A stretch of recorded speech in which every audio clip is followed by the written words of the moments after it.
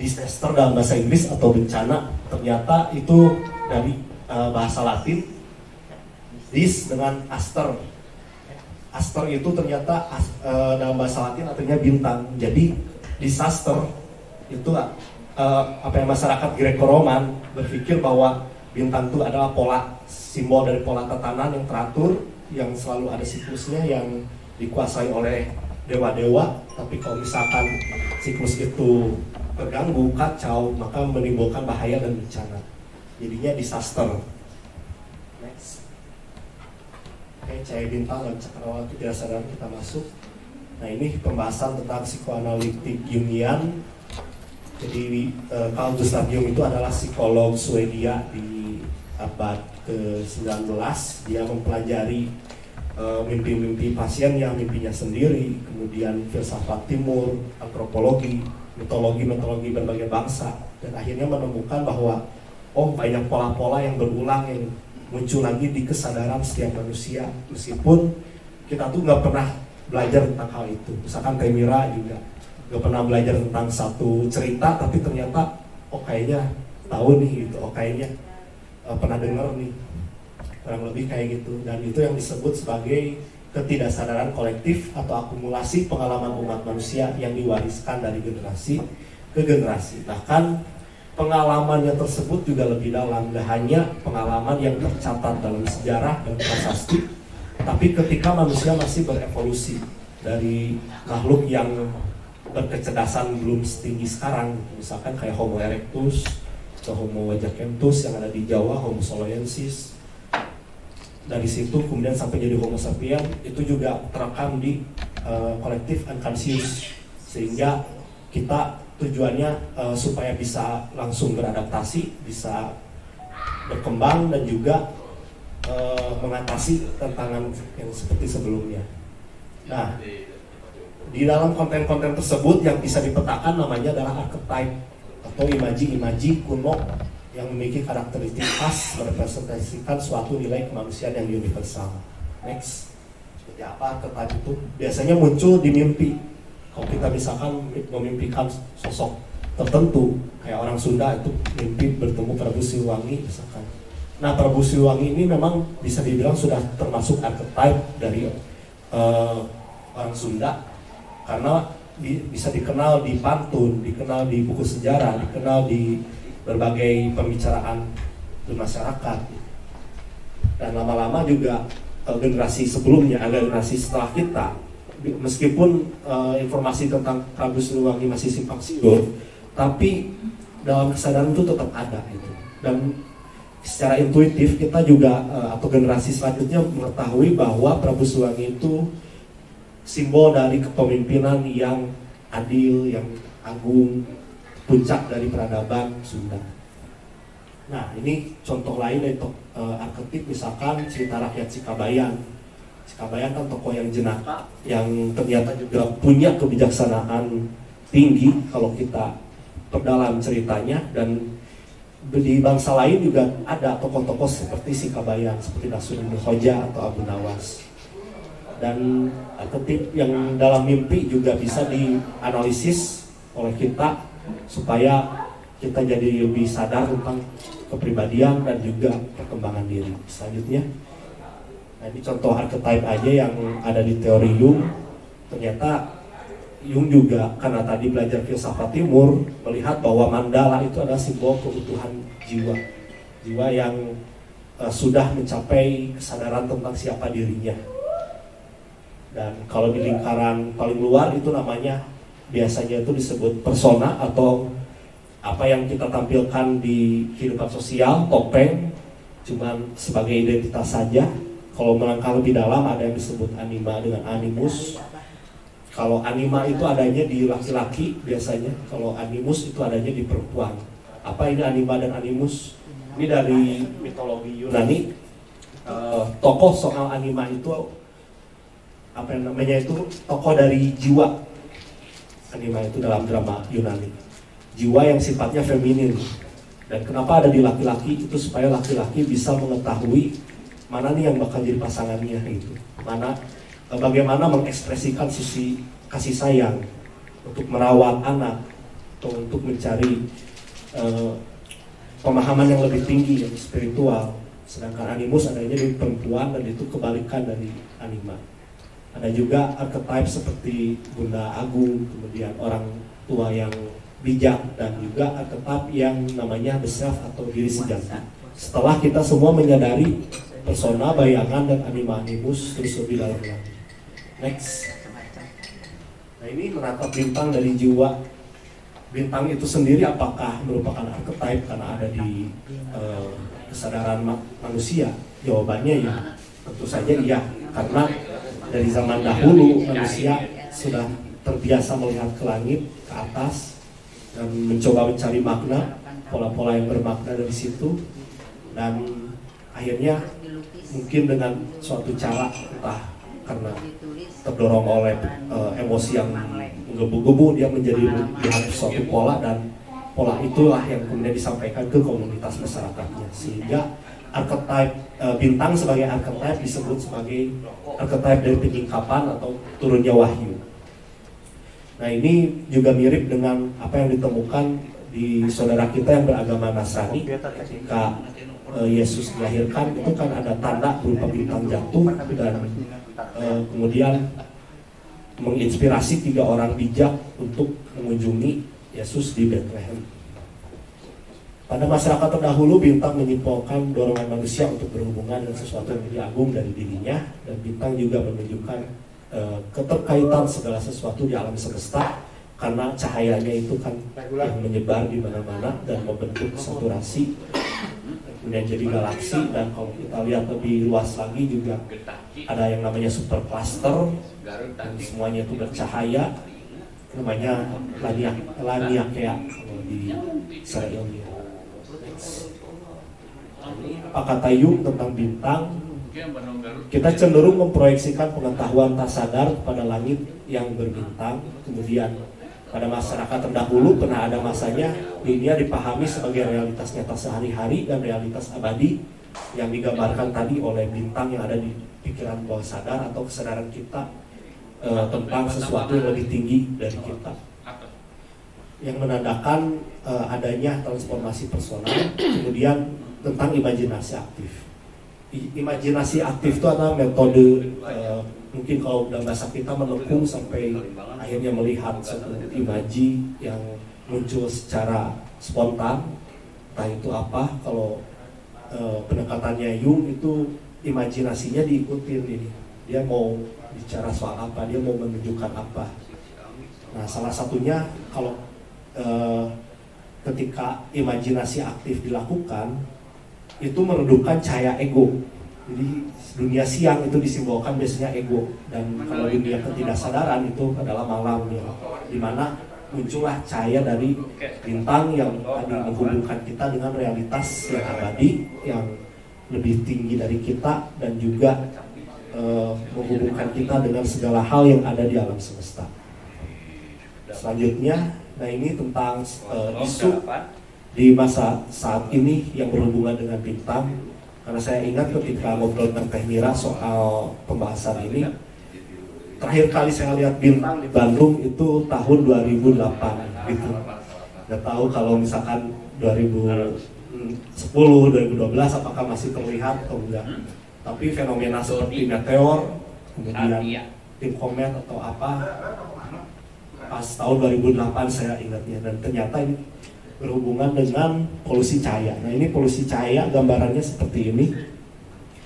Kalau di sisi kiri itu yang polusi cahayanya di kota yang sudah tidak terlihat seperti apa lagi bintang yang ada di langit. Semakin ke ujung itu semakin kelihatan. Dan biasanya itu di masyarakat yang belum mengenal listrik dan belum banyak, termasuk di Korea Utara. Kalau kita lihat dari Google Map, malam itu gelap semua satu negara itu. Next. Nah, ini saya ambil polusi bintang yang ada di Bandung dan sekitarnya. Sumbernya dari Light Pollution Map. Kalau kita lihat dari Garut itu masih biru, nggak tercemar oleh polusi polusi cahaya. Kalau di Garut tuh, Garut terus daerah selatan Pangandaran itu masih biru di petanya. Kalau Bandung itu udah merah sekali. Next. Nah ini tentang keadaan di abad modern, karena kita dengan kemajuan kita malam jadi lebih terang, tapi apa sih harga yang harus dibayar dari hal tersebut? Apa yang saya meminjam istilah dari sosiolog namanya Emil Durkheim. Istilah tersebut namanya adalah disenchantment, yaitu kondisi di mana hal-hal yang sebelumnya kita anggap sebagai sakral, hal-hal yang dulu punya nilai-nilai tinggi, yang disucikan, itu hilang maknanya karena tergerus oleh perubahan zaman, oleh kemajuan teknologi, oleh kemajuan ilmu pengetahuan. Dan sayangnya gak ada upaya supaya untuk merelevankan hal-hal tersebut dengan keadaan zaman sekarang, sehingga masyarakat yang tadinya berpatokan pada institusi seperti gereja kalau di barat kehilangan makna, pusat maknanya. Kalau yang mengandalkan institusi untuk mencari orientasi hidupnya.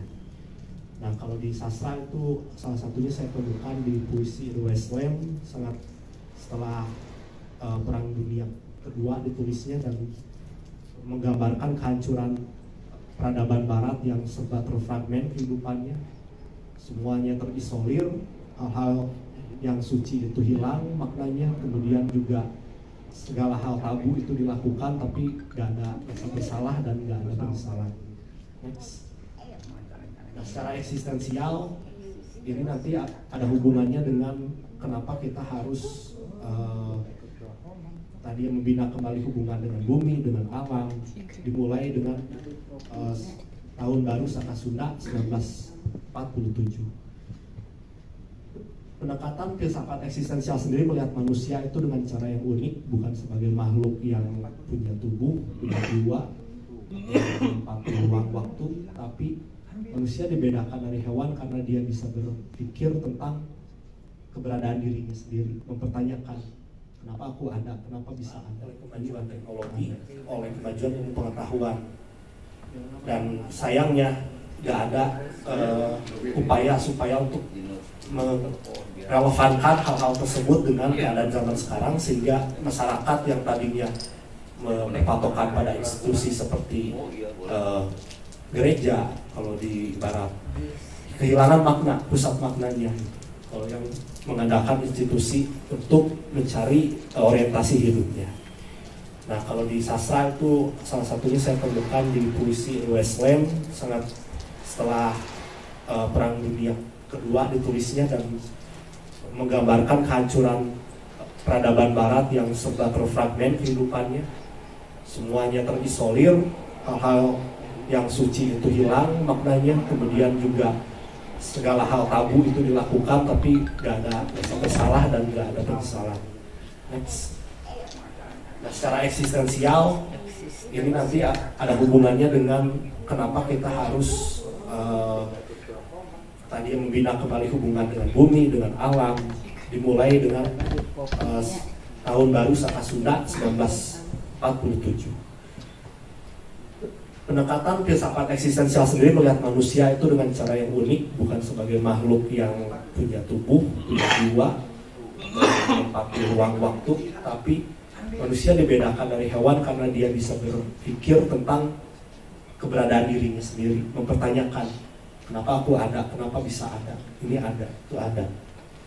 Nah, yang namanya mengada ternyata tidak bisa terlepas dari dunia yang sudah mendahului kita, leluhur kita, kemudian juga identitas kita yang ada di dunia ini. Dan fakta yang paling penting dari eksistensi atau keberadaan kita adalah kelahiran dan kematian yang memang tidak bisa ditentukan oleh kita sama sekali. Karena ya kita kan terlahir oleh orang tua, bukan kita memilih sebelumnya.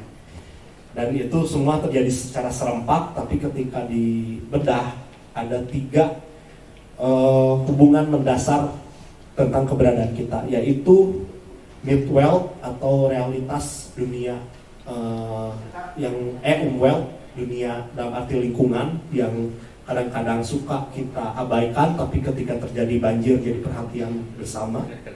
kemudian midwealth, dunia interaksi sosial dengan sesama, dan ini sangat mengandalkan mood atau perasaan, suasana hati digerakkan oleh itu. Yang terakhir adalah eigenwealth atau dunia sebagaimana yang dilihat dari sudut pandang pertama kita, di mana kita membuat keputusan untuk hidup kita. Nah ini bicara langit malam, jadi apa hubungannya filsafat eksistensial, kemudian tadi psikoanalisis Jung. Ya intinya adalah supaya kita ingat kembali hubungan dengan wealth yang tadi suka terlupakan, yang baru diingat, baru diakui keberadaannya ketika ada krisis, ada bencana, ada kerusakan, ada kerugian gitu, secara material. Padahal seharusnya kita berpikir bagaimana membuat teknologi yang selaras dengan alam, yang tidak merusak dan mengeksploitasi alam. Kemudian melihat bintang dan merenungkan tanda-tanda yang alam yang bisa memperkuat kembali sense of meaning and purpose. Karena manusia tanpa sense of meaning and purpose bisa saja bunuh diri ketika bangun tidur gitu, karena dia tahu mau apa di dunia gitu kan. Karena ya realitas sehari-hari itu membuat kita frustasi, kadang-kadang terus putus asa, juga membingungkan. Dan terakhir, menurut filsafat eksistensial, makna kehidupan merupakan hal penting dalam membedakan kehidupan manusia dengan hewan. Next. Oke, sekian pemaparan dari saya, mudah-mudahan menjadi tambahan ilmu pengetahuan bagi kita bersama, menjadi refleksi bersama, dan juga menginspirasi generasi selanjutnya. Terima kasih, sampurasun.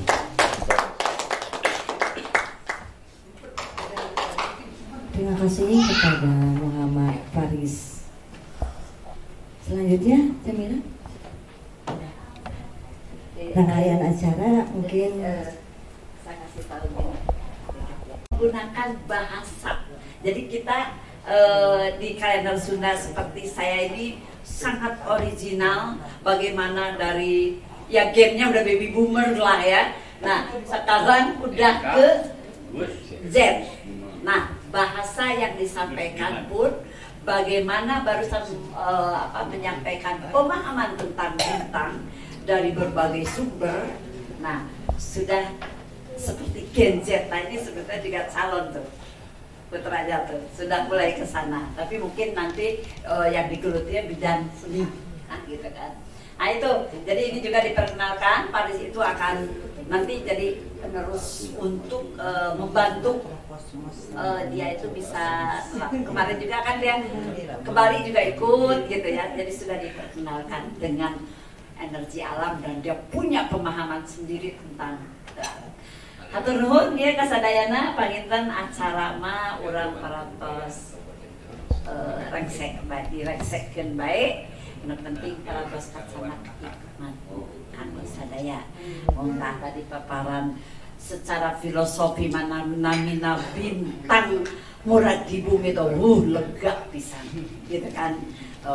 Terakhir abdi kamari penak sareng hiji jalmi anu nyangemkeun naon eta bintang murag di bumi takdir.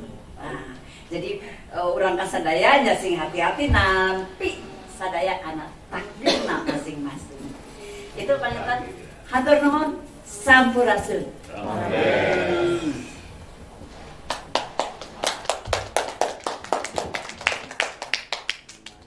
Ayo kita foto bersama. Udah begitu. Ibu Mira, cucu, namanya guys Saka.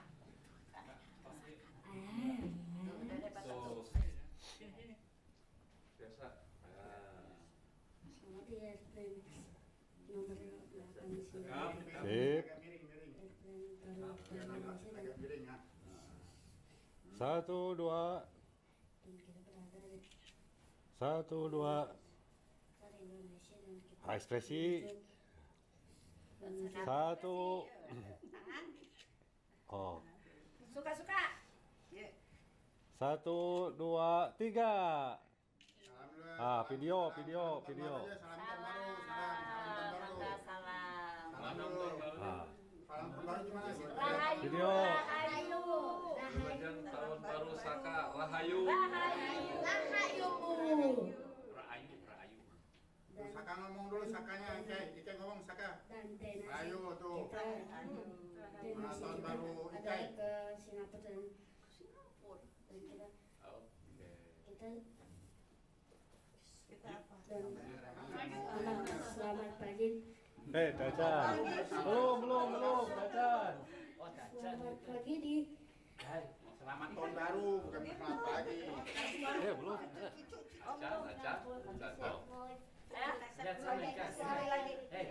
Nih, Ike di sini, Ike. Ini gini. Mau barang-barang mainnya pas tahun baru Saka.